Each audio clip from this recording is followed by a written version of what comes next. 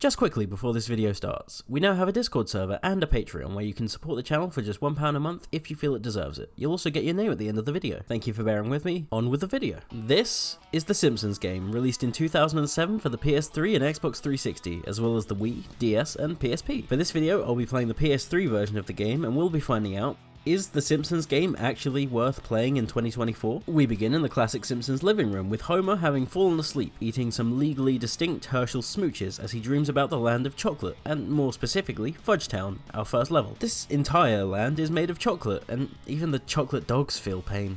That's just dark. I am the white chocolate rabbit. We really are just going all in with the off-brand recognition today. I hate chocolate rabbits. I hate the way they stare at me. Their cold, lifeless eyes keep me up at night. Who the hell are you? My name is Torrin, and I've been watching you through your window for 3 days, 6 hours, and 23 minutes. And it's nice to finally meet you. Okay. Bye. We have our to-do list. It'll periodically update through the levels as we complete each objective, but the levels are so linear that you'll generally know what to do next without it, so it's a tiny bit useless, but still nice to have anyway.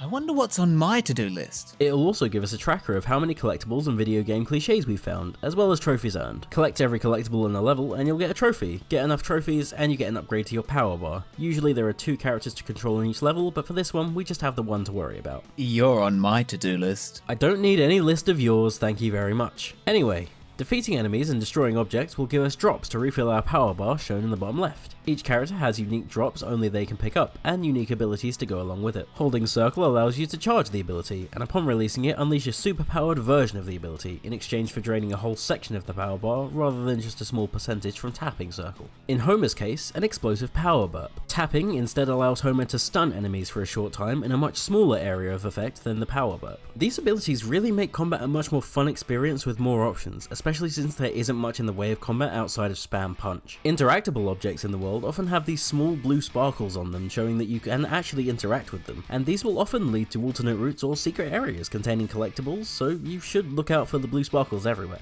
We have an introduction to enemy spawners here in the form of Marge fountains. God, that's terrifying. I kinda like it. Most levels have these enemy spawners, each one blending into the style of each level and really reinforcing the level design and allowing the developers to be much more creative. Another mechanic explained here is we hit a button which raises some platforms, making an otherwise impossible jump much more accessible, allowing us to progress. We also unlock the Homer Ball here, a transformation for Homer allowing him to roll over and flatten enemies, as well as roll up walls. Yet another mechanic the level explains really well by allowing you to roll up this curved wall like a ramp to grab this collectible, which is actually a lot harder than it seems. I missed this one. So let's review our tutorial level, shall we?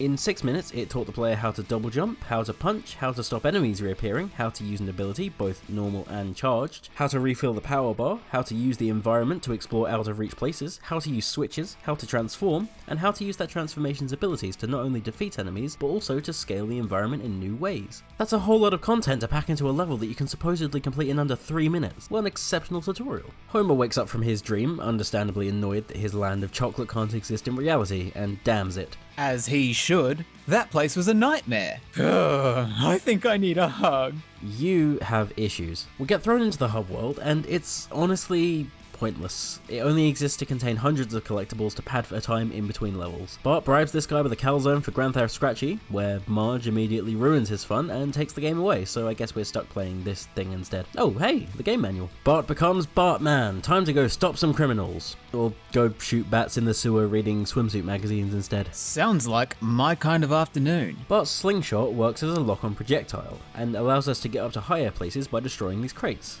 And it can apparently shoot bombs as well. Now, every character has unique collectibles as I said before, but some of them can be reached easily by any character, and since only that character can pick up their collectibles, it leads to pretty annoying moments in the game where you'll have to switch characters purely for the sake of grabbing collectibles, and that becomes incredibly irritating after a while.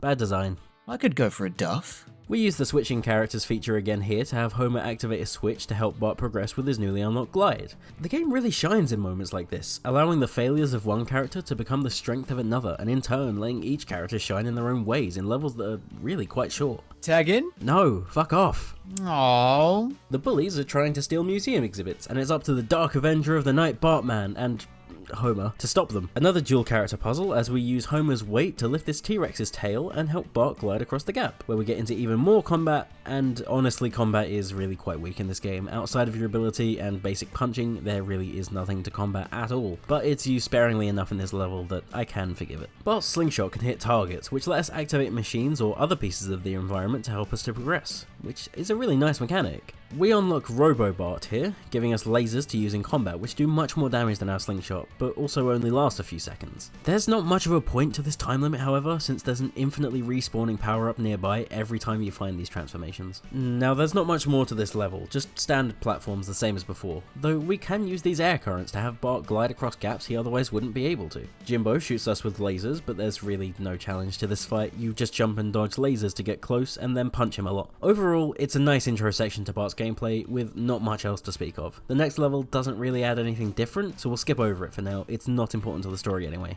My turn now? You may play the next one with me. Woohoo! Lisa gets an ability called the saxophone spin, and it's actually pretty great in combat, and it should serve us well going through this level with how combat heavy this level actually is. I wish I could turn into a jazz tornado. Can I be Lisa? Are you asking to be Lisa or play as her? Either way, no. We get our Lisa transformation in Clobber Girl. Basically, it makes combat bearable and, what's the word I'm looking for? Less shit? Yeah, pretty much. We also get the Buddha hand, allowing us to telekinetically move these logs around and help us to solve the issue of getting this gate open. Nice way to interact with the environment. We lift this vent and through the power of teamwork free up this air current for Bart to use to ascend. Another nice pairing of abilities allowing each character to complement the other's skill set. Have you got any compliments for me? You have a face for voiceovers. Thank you. Hey, since when did Bart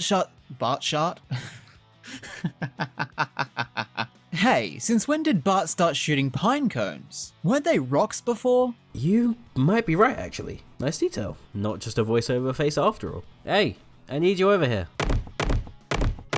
That went pretty well. I need you again. No worries. Watch this. While we're waiting, there is a faux death mechanic in this game, and when a character fully loses their health, they'll simply drop dead for a while, then after a few seconds regen their health and stand up. So there's really no punishment for dying, besides the need to wait for this imbecile. More combat, more telekinesis, more platforms, acid. Acid? My favourite! Clearly. Using the environment to transform the environment. I like it. Some casual bombing leads us to Frogger. How did we even get here? I don't even know anymore. A small issue with co-op is that when your partner is deficient in the skill department, you may be here for a while just standing there. Pine cone!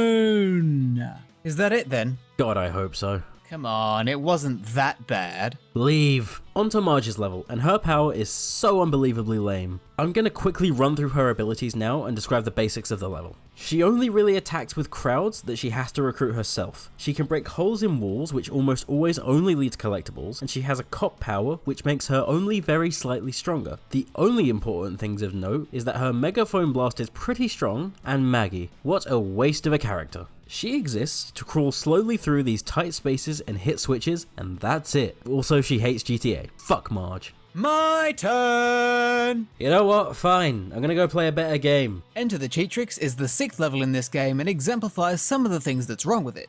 This is where the game's story actually starts. They spent the first 5 levels establishing that the characters now have powers, as if one cutscene didn't already achieve that.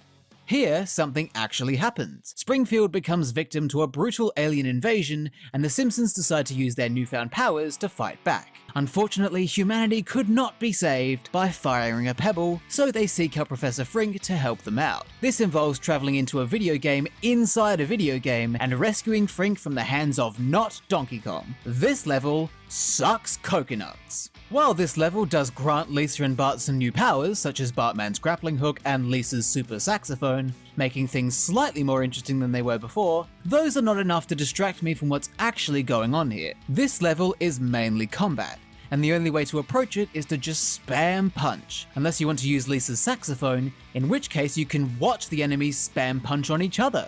Beyond that, this level has nothing to offer aside from a quick laugh at knockoff game posters and legally distinct video game characters. The most memorable part of the level is when Frink, who was barely even part of it, announces his marriage to a Koopa Trooper. By announcing this Koopa Trooper as his bride, Professor Frink has revealed alarming information about his family tree. Just think about the implications. We already know that Frink has parents. His father, Jonathan Frink Sr., who is a Frankenstein-esque monster who eats brains, and Mrs. Frink, his mother, who grew Frink in a test tube for the sake of science. She has no love for her child. Already, this is an absolute car crash of a family. Further up, we have Granny Frink. We don't know if she's alive, what she's like, we don't know anything. All we know is that she exists. Then we have Mrs. Frink, who is Frink's wife, not to be confused with Mrs. Frink, who is Frink's mother. Frink's wife is a woman with no name. She is mentioned in 2 episodes of the show and only actually appears in 1. As far as I can work out, she disapproves of Frink's experiments and also might be dead. Frink and his wife had a son, who is nameless until The Simpsons tapped out, where he is called Frink Jr., not to be confused with Professor Frink Jr., who is Professor Frink. Professor Frink has also built a number of ladybots, one of which appears to be his new wife, since Mrs. Frink, Frink's wife, might be dead. This ladybot wife also has a mother, who is a different ladybot also built by Frink. There is also a potentially completely unrelated ladybot who is carrying Frink's child. Interestingly, Frink has another child who appears in 1 panel, on 1 page, in 1 issue of The Simpsons comics, issue number 216. This robot child could be the one the ladybot was carrying, or it could be a completely separate child, constructed by the slimy hands of Frink himself. We don't know at this point. Which brings us to the Koopa Trooper. It's already bizarre enough that Professor Frink is adding this reptile to his family tree, which is already full of robots and test tube babies and Frankensteins. But who is she? Who is this Koopa Trooper? Enter the Cheat Tricks takes place inside a video game factory. You see knockoffs of Mario and Sonic the Hedgehog working in the factory, but you also see Koopa Troopers operating conveyor belts and machinery like mindless slaves, working to create video game blood and God knows what else. Is this Koopa Trooper just another worker, or is she the mother of these poor Koopa Trooper slaves? Is she exploiting her offspring for cheap child labor? What does she hope to achieve by marrying into the Frink family? Or maybe it's the other way around. Perhaps Frink wants to inherit the Koopa Troopers' army of child slaves. Does Professor Frink intend to conquer the video game industry? Does he intend to conquer the world? How deep does this go? What the hell are you on about, you lunatic? Get back to the video. Fine. But only because you asked so nicely. If I'm to be blunt, I would say that the Simpsons game does a lot of things, but doesn't do any of them particularly well. The game focuses a lot of its attention on combat, which in most cases is mindless and boring. There aren't any fun ways to really approach the combat. The most amusing way to deal with the enemies in my experience was to use Lisa's saxophone to just make the enemies fight each other, so I could actually concentrate on playing through the game. I don't see why anyone would want to approach it any other way. The combat is not deserving of effort. The game also dips its feet into the world of platforming and puzzles, but again, it's nothing special. The platforming is often extremely basic, and the puzzles are pretty much always just about using Lisa's Buddha hand to move something to create a platform or a bridge. There is the element of co-op, which in some places is used creatively and handled well, but most of the time it really makes no difference.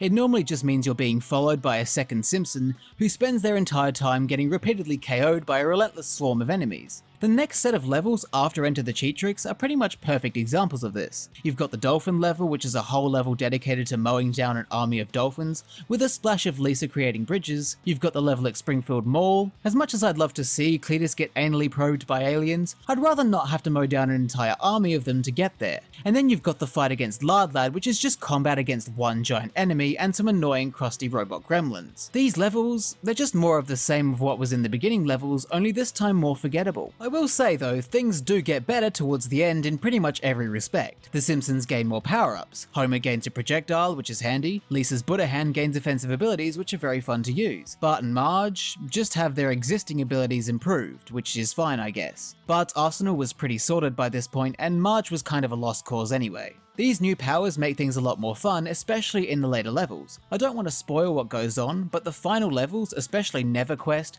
Medal of Homer, and Big Super Happy Fun Fun Game, really demonstrate what the Simpsons game is truly capable of. They have really creative ideas and concepts, fun themes and settings, unique objectives, even the soundtrack got better. They just have a lot going for them, and for me are the highlight of the whole game. So I've got to ask, where was all of this for the first 3/4 of the game? If the whole game was as diverse and interesting as those 3 levels, the Simpsons game would have been a home run. It would have been amazing. Instead, what we got was a game that was most of the time very average at best and painfully boring at worst. I'm not saying I hated the Simpsons game, I'm not saying I didn't have fun, I'm just saying it could have been so much more than what it was, and that disappointing reality breaks my achy breaky heart. Viva la hit and run, wouldn't you agree? While I'm not sure I'd quite put it like that, I do agree that the game really doesn't hit the strides it could have. Comparatively for their time periods, Hit and Run feels like it's leaps and bounds ahead of its competition, and the Simpsons game falls astonishingly short of the expectations of the time. Graphically, it's great and holds up quite well, but gameplay-wise has so much wasted potential. I believe there genuinely could have been a good game from this framework, and somewhere near the end is a game that feels worth talking about. But when you have to slog through around 10 levels, which can easily take you 20 minutes to an hour to complete each if you're aiming for every collectible, it just isn't an entertaining prospect or experience. So let's finally answer the question, shall we?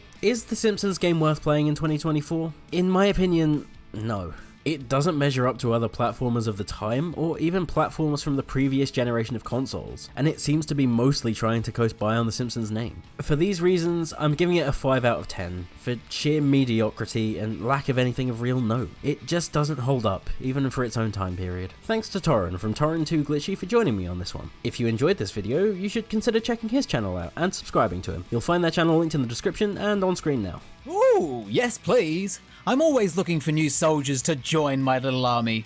One day I will have enough power to conquer the universe! But until that day comes, it'll just be a silly old YouTube channel. Please do come and visit. I promise that you might regret it. And cheers to you, Nesp, for letting me invade your channel. I've been stimulated in a way I've never been stimulated before.